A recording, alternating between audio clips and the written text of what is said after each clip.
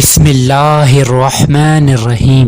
حضرت علی رضی اللہ تعالی عنہ راستے سے گزر رہے تھے، دیکھا ایک شخص لوگوں کے سامنے اپنے نعمتوں کا ذکر کر رہا تھا۔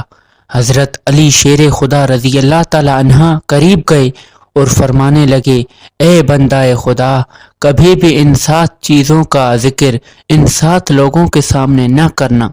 وہ کہنے لگا، یا علی، کون سی چیزیں اور کون سے 7 لوگ؟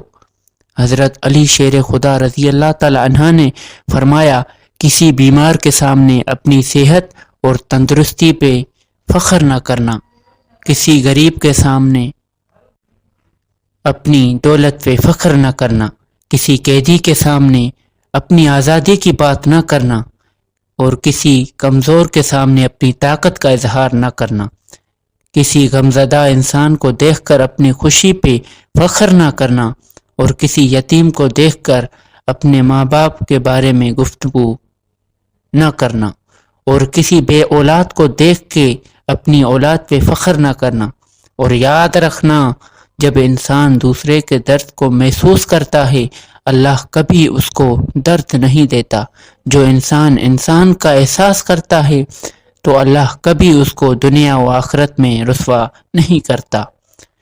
مزید اس طرح کی ویڈیوز دیکھنے کے لیے ہمارے چینل کو سبسکرائب کریں اور ویڈیو کو لائک کریں۔ شکریہ۔